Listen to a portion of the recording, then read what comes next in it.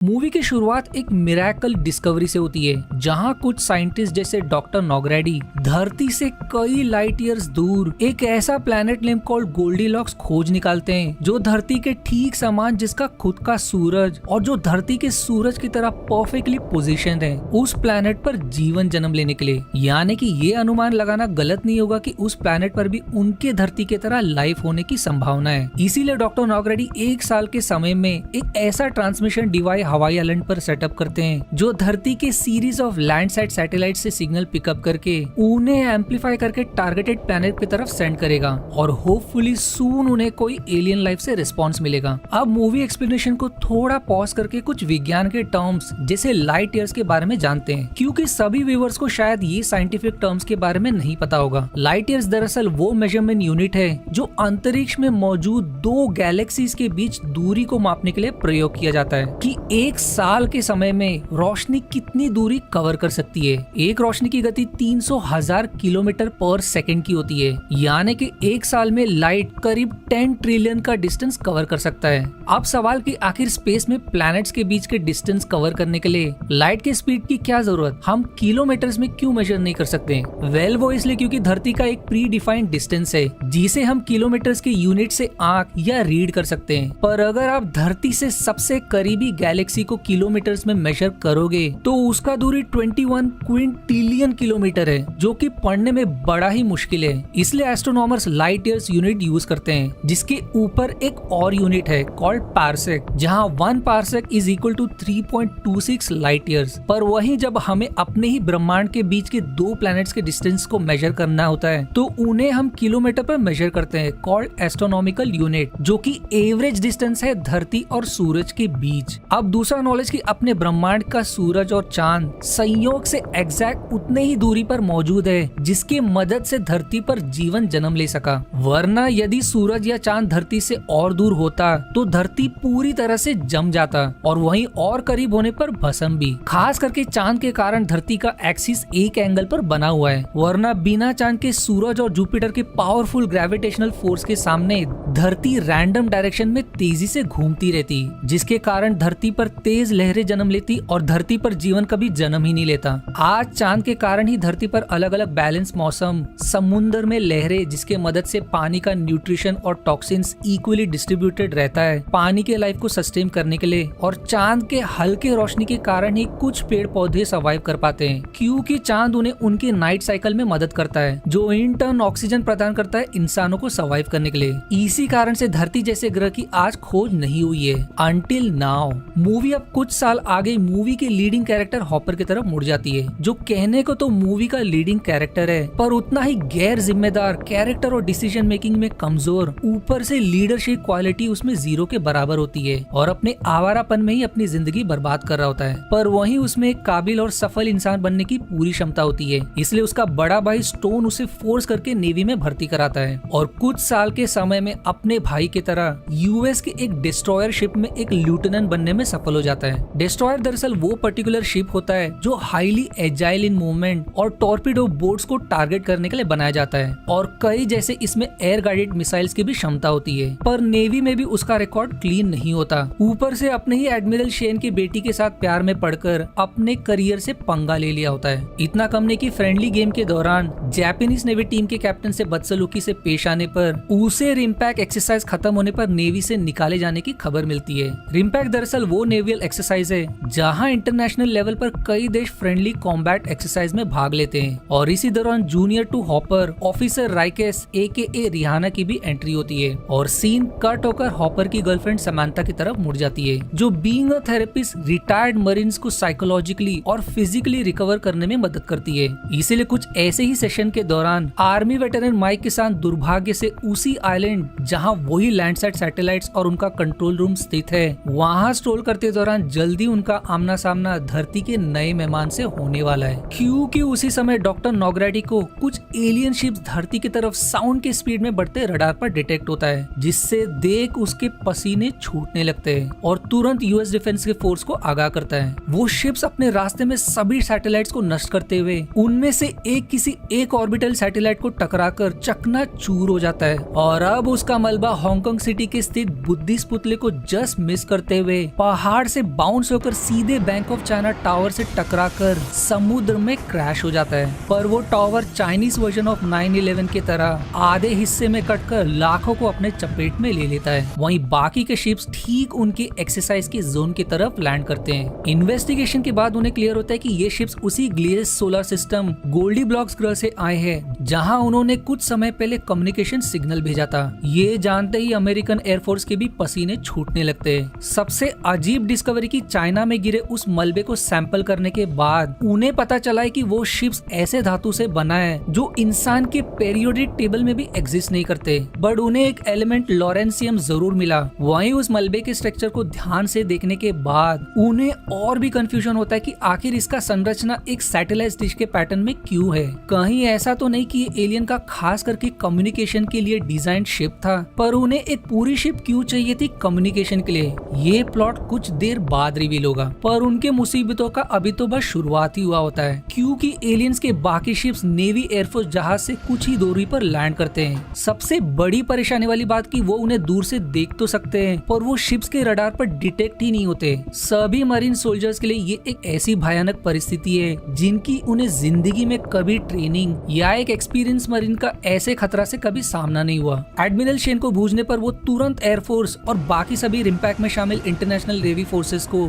Formation 1 में alien ship की तरफ बढ़ने का रिक्वेस्ट करते हैं। वहीं हमेशा की तरह हॉपर पागलपन दिखाते हुए अपने टीम के साथ शिप्स के नजदीक बढ़ता है उसका मुआयना करने के लिए। जैसे ही वो उसे हाथ लगाता है वो एलियन शिप उसे इलेक्ट्रिक्यूट कर देता है, ऑल्दो झटका जानलेवा नहीं होता, बट इसके तुरंत बाद वो शिप्स जैसे एक्टिवेट हो जाता है और उससे एक तेज एनर्जी फील्ड धरती के एटमॉस्फेयर को हिट करते ही डोम लाइक शील्ड उनके इर्द गिर्द बन जाती है, जिसमें जापानीज, हॉपर और उसके भाई स्टोन और कुछ डिस्ट्रॉयर्स और एक पूरा आइलैंड शील्ड में कैद हो जाता है। वहीं बाकी बचे इंक्लूडिंग एडमिरल शेन का शिप शील्ड के बाहर रह जाता है। एडमिरल शेन तुरंत खतरे का भनक सोचकर शील्ड को मिसाइल से तोड़ने की कोशिश करते हैं, पर उस शील्ड को कुछ नहीं होता, यहाँ तक कि एक पूरा जेट उसे टकराने पर चकनाचूर हो जाता है। सबसे लाचारी वाली बात कि एलियन की पावरफुल इलेक्ट्रोमैग्नेटिक फोर्स के कारण इर्द गिर्द के शिप्स के सारे communication electronic device included laser guided missiles weapon fail हो जाते हैं और अब सभी एक सिटिंग डक्स की तरह वहाँ फंस जाते हैं। पर जैसा मैंने पहले कहा था कि ये तो बस शुरुआत ही है, क्योंकि देखते ही देखते 3 और एलियन बैटल लाइक शिप्स पानी से निकल आते हैं और जैसे उनके सबसे बड़े शिप को प्रोटेक्ट करने के लिए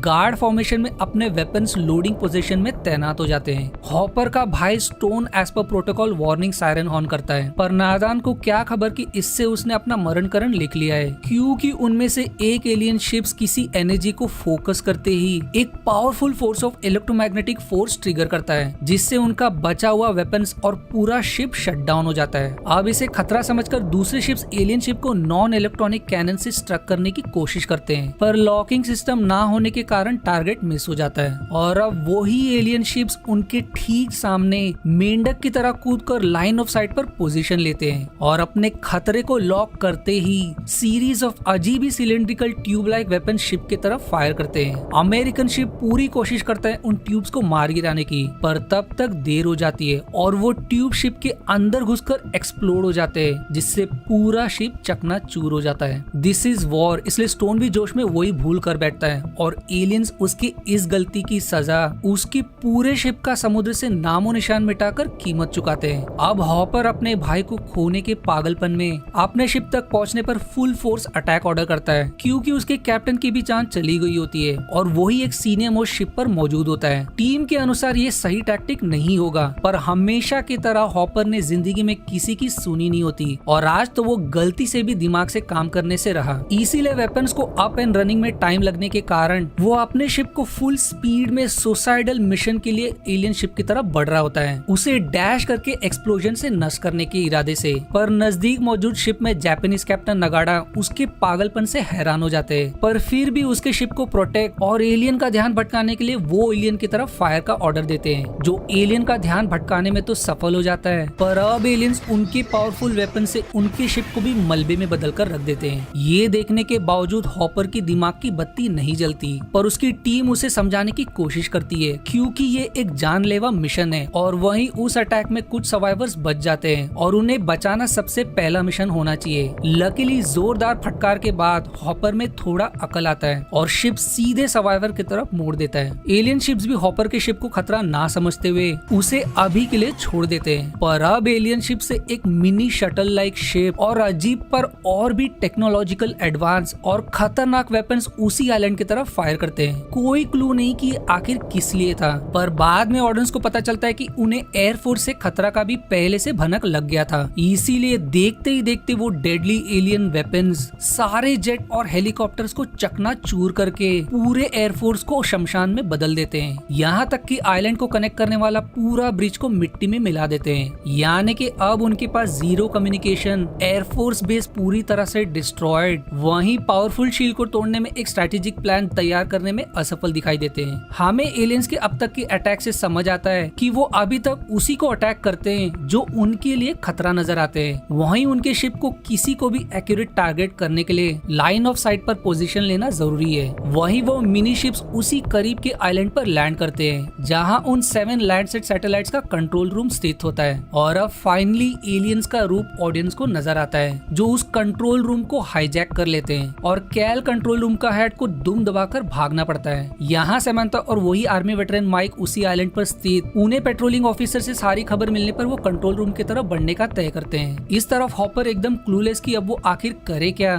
थोड़ी हिम्मत जुटाने के बाद उन्हें समुद्र से एक घायल एलियन मिलता है जो शायद उस एलियन शिप का हिस्सा था। हॉपर कैसे तो उसका लॉक मास्क निकालने पर उनका पहली बार एलियन के असल रूप से आमना सामना होता है, पर टू द हॉरर की वो जिंदा होता है और हॉपर की शक्ल को दबोच लेता है और मानो वो एलियन हॉपर को माइंड के थ्रू उनका प्लान रिवील करता है कि कैसे वो हजारों में यहाँ लैंड करने वाले हैं धरती को नष्ट करने के लिए। इससे पहले कि वो सब रिएक्ट कर सके, दूसरे एलियन अपने साथी को ट्रेस करते हुए उनके शिप पर धावा बोलते हैं और अपने साथी को रेस्क्यू करके उन्हें बिना चोट पहुंचाए रिटर्न लौट जाते हैं। पर उनमें से एक उनके शिप के मेन वेपन को डिस्ट्रॉय करने की कोशिश करता है, पर सोल्जर्स बहादुरी और फाइनली हॉपर थोड़ी समझदारी और चालाकी दिखाते हुए एलियन को आर्टिलरी गन्स कॉल्ड गन ट्यूरेट उनसे खत्म करने में सफल हो जाता है। अब यहाँ डॉक्टर नोग्राडी सारे पीसेस के पजल को जोड़ने के बाद एलियन की उस क्रैश शिप का मिस्ट्री रिवील होता है कि शायद एलियन का वो क्रैश शिप एक कम्युनिकेशन यानी कि एक टेलीफोन बूथ लाइक शिप था। शायद इनका प्लान अपने प्लैनेट कांटेक्ट करके और भी फॉलो ऑन एलियन शिप्स को बुलाने का था, पर अब सिंस उनका शिप डिस्ट्रॉय हो गया है इसीलिए एज कंटिजेंसी प्लान उनका प्लान उन्हीं के लैंडसाइड सैटेलाइट्स का प्रयोग करके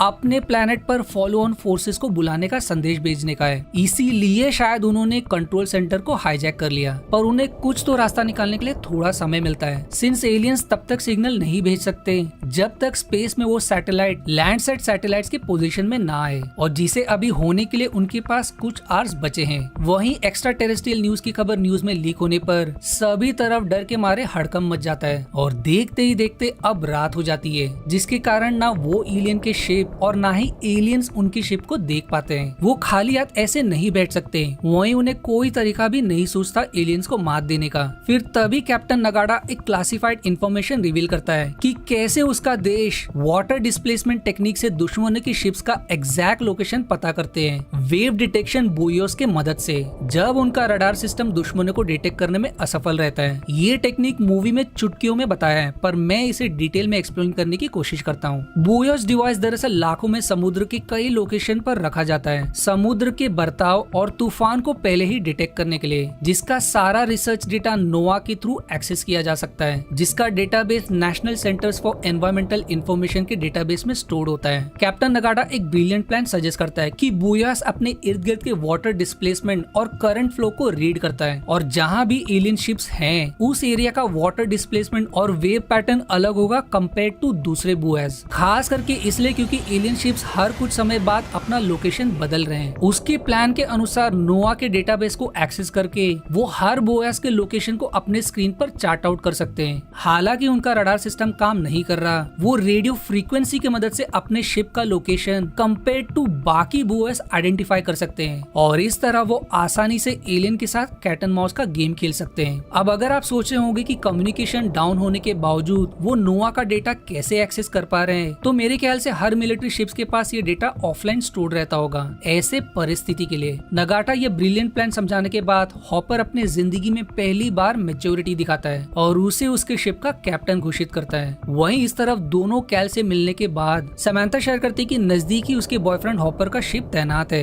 अगर वो किसी तरह हॉपर की शिप तक मैसेज और उनके लोकेशन का एग्जैक्ट कोऑर्डिनेट भेज सके तो वो एलियंस के प्लान पर पानी फेर सकते हैं। पर मुश्किल ये है कि एलियंस के इलेक्ट्रोमैग्नेटिक शील्ड के कारण कम्युनिकेशन पूरी तरह से ठप पड़ गया है। पर कैल शेयर करता है कि इलेक्ट्रोमैग्नेटिक वेव्स पल्स पैटर्न में एमिट होते हैं, यानी कि हर पल्स के बीच एक विंडो होता है जिस दौरान एक रिसीवर सिग्नल को रिसीव कर सकता है। अगर उनके पास इनफ स्पेक्ट्रम होता तो वो ऐसा कर सकते थे, पर मुसीबत ये है कि ऐसा डिवाइस उस कंट्रोल सेंटर में मौजूद है जो एलियन से पूरी तरह गार्डेड है। बट लकीली इस तरफ टीम को सफलता मिलती है क्योंकि वो कैप्टन नगाड़ा के टेक्निक की मदद से एलियन की शिप को डिटेक्ट करने में सफल हो जाते हैं। पर लेजर गाइडेड मिसाइल्स ना होने के कारण वो टारगेट को लॉक नहीं कर सकते। वहीं जब वो फायर करेंगे तब एलियन शिप उनकी शिप का लोकेशन भी डिटेक्ट कर लेगा, पर उनके पास कोई और चारा भी नहीं है। इसलिए एलियन शिप के मूवमेंट पैटर्न को एनालाइज करने के बाद वो एलियन शिप के नेक्स्ट लोकेशन को प्रेडिक्ट करके भगवान के नाम पर non laser guided missiles fire करते हैं। पर टू देयर हॉरर वो मिस कर जाते हैं और अब वो दोनों एलियन शिप्स उनकी तरफ तेजी से बढ़ रहा होता है। वो तुरंत दूसरा शॉट फायर करते हैं पर वो फिर से चूक जाते हैं। अब एलियन शिप भी उनका लोकेशन प्रेडिक्ट करके अपना डेडली ट्यूब्स फायर करते हैं। लकीली एन मौके पर हॉपर समझदारी से शिप को हार्ड ब्रेक करके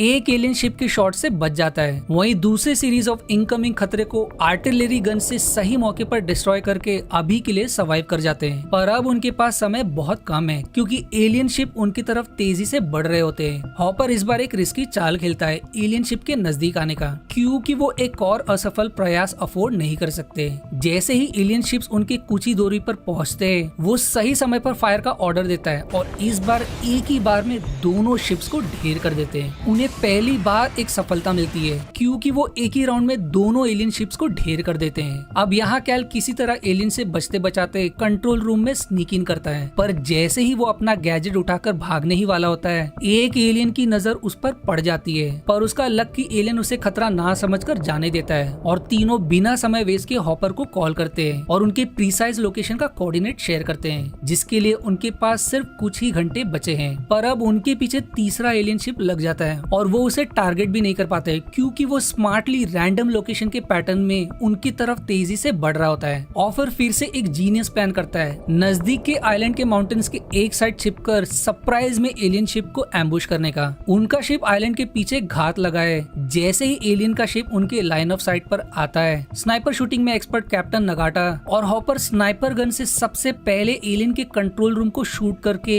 उन्हें टेम्पररी ब्लाइंड कर देते हैं, जिससे डिस्ट्रैक्शन हो जाने के कारण उन्हें काफी समय मिल जाता है और वो एक साथ अपने सारे वेपन से एलियन शिप को राख में बदल देते हैं, जिससे उनकी खुशी का ठिकाना नहीं रहता। पर वो कुछ ज्यादा ही जल्दी खुशी मना रहे होते हैं क्योंकि एलियन मास्टर शिप उनकी तरफ वही डेडली वेपन्स फायर करता है। इससे पहले कि वो रिएक्ट भी कर सके वो डेडली वेपन्स उनकी शिप के चीथड़े कर देता है। पर लकीली सभी सही समय पर कूदकर इमरजेंसी बोर्ड से निकल आते हैं। पर अब वो हार मानने लगते कि आखिर वो आगे अब कर भी क्या सकते हैं। वहीं किसी भी पल एलियंस अपने ग्रह सिग्नल भेजने में सफल हो जाएंगे। पर फिर तभी हॉपर को याद आता है कि वो नजदीक शिप म्यूजियम से किसी एक ढंग के शिप से अपना मिशन कंटिन्यू कर सकते हैं। पर मुश्किल बात यह है कि ये 70 साल पुराने टेक्नोलॉजी पर बना और एनालॉग डिस्ट्रॉयर शिप जिसे किसी को चलाना नहीं आता। पर उनका लक कि इसे किसी समय चलाने वाले वॉर वेटरन्स नजदीक ही मौजूद होते हैं और स्पेशली शिप में इनफ फ्यूल और वेपन्स होता है कुछ देर लड़ने के लिए। शिप को किसी तरह दुरुस्त करके अपने फाइनल मिशन के लिए निकल पड़ते हैं, but they are in for a surprise क्योंकि एलियन का वो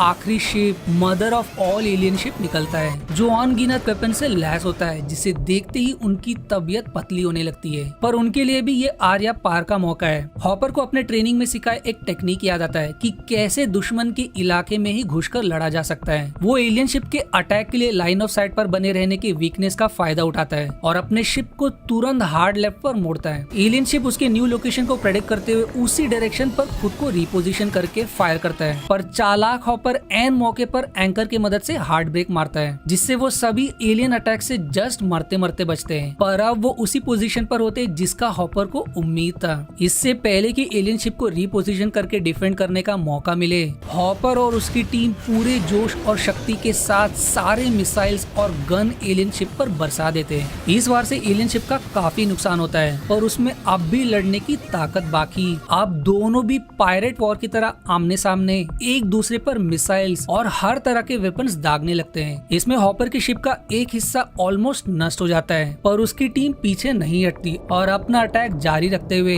इससे एलियन शिप मैसिवली डैमेज हो जाता है और उनका शील्ड भी टूट जाता है। एडमिरल शिन तुरंत मौका बिना गवाए एयर अटैक ऑर्डर करते हैं। वहीं हॉपर को याद आता है कि समय ऑलमोस्ट होने वाला है। इससे पहले कि एलियन सिग्नल भेजने में सफल हो, उन्हें अपने आखिरी बचे मिसाइल से आइलैंड को नष्ट करना होगा। पर उनकी फूटी किस्मत की एलियन शिप डूबते डूबते एक आखिरी डेडली वार कर जाता है। एक तरफ हॉपर अपना आखिरी मिसाइल सही समय पर लॉन्च करके कंट्रोल सेंटर को नष्ट करके सारे सैटेलाइट्स को डिस्ट्रॉय कर देता है और समंथा और उसकी टीम सही समय पर बच निकलती है, तो दूसरी तरफ एलियन का वो आखिरी अटैक उनकी तरफ बढ़ रहा होता है। Too late for counter attack. उन्हें खड़े खड़े अपने सामने यम नजर आने लगता है, पर उनकी अच्छी किस्मत की सही समय पर एयरफोर्स सारे इनकमिंग खतरे को उनकी शिप को हिट करने से पहले ही अपने अचूक निशाने से खत्म कर देते हैं। और अब सीन उनकी वीरता को सराहने के लिए उन्हें वीर चक्र से सम्मानित किया जाता है और मूवी एडमिरल शेन के हॉपर को उसका as son in law accept करने की खुशी के साथ खत्म हो जाता है। पर मूवी के क्रेडिट सीन के एंड में किसी यूरोपियन लोकेशन पर कुछ लोगों को कोई क्रैश तारा नजर आता है, जो शायद उसी क्रैश शिप का मलबा है। एक बंदे में तो इतनी चूल मची होती कि वो हर तरह से इसे खोलने की कोशिश करता है। अंत में कई अटेम्प्ट्स के बाद खोलने में सफल हो जाता है और उससे वही एलियन बाहर निकलते हुए मूवी कंप्लीटली एंड हो जाती है। वेल, मूवी के एंडिंग से तो हम यही लॉजिक लगा सकते हैं कि एलियन के उस शिप के क्रैश होते ही शायद एलियन इजेक्ट करके यहाँ क्रैश कर गया और वो एलियन शायद फिर से एक नया अटेम्प्ट करेगा अपने ग्रह तक फॉलो फोर्स बुलाने के लिए, ताकि आगे का सीक्वल भी बन सके। बट रियलिटी ये है कि ये मूवी बॉक्स ऑफिस पर इतनी बेकार साबित हुई कि इसके आगे का सीक्वल कैंसिल कर दिया गया। मूवी का फ्लॉप होने का मेरे ख्याल से कई कारण होगा। जैसा पहले कि इसके कहानी में दम ही नहीं है, क्योंकि अगर एलियन को धरती को नष्ट करना ही था तो वो उन केसेस में इंसान को जिंदा क्यों छोड़ देते हैं, तभी क्यों खत्म नहीं कर देते, क्योंकि वैसे भी उनका प्लान वही था। दूसरा कि धरती को उसके नेचुरल रिसोर्सेज के लिए कब्जा करना सेंस बनता है, पर बिना किसी कारण के वो धरती को नष्ट करने के पीछे क्यों थे। ऐसा भी मूवी में नहीं दिखाया कि उन एलियंस का ऐसा हिस्ट्री था कि वो हर प्लेनेट को डिस्ट्रॉय करने में बिलीव करते हैं। तीसरा कि इतने हाईली एडवांस प्रजाति जिनके पास इंसान से भी ज्यादा आधुनिक हथियार थे, भला उनके शिप्स में ये कैसा लिमिटेशन था कि टारगेट को ढेर करने के लिए उन्हें लाइन ऑफ साइट पर बने रहना जरूरी था। चौथा कि बिना किसी कारण के वो एलियंस ऐसे कैसे अपना पूरा प्लान फ्री में हॉपर से शेयर कर देता है। ऐसा तो नहीं कि उसे हॉपर का शक्ल कुछ ज्यादा ही पसंद आ गया इसीलिए उसका शक्ल दबोच लेता है। सबसे आखिर और बेतुका की कौन से म्यूजियम में रखे शिप्स में भला फ्यूल के साथ साथ अति खतरनाक मिसाइल्स भी पड़े रहते हैं। नो वंडर एलियन सिर्फ अमेरिका पर ही हमला बोलते हैं। मेरे ख्याल से अगर आप मूवी को मनोरंजन और साईफाई एक्शन के इंटरेस्ट से देखोगे तो ये वन टाइम वॉच के लिए काफी है, पर अगर आप इसमें लॉजिक की खोज करोगे तो मेरी तरह डिसअपॉइंट हो जाओगे, इसलिए दिमाग को साइड में रखकर ही देखना।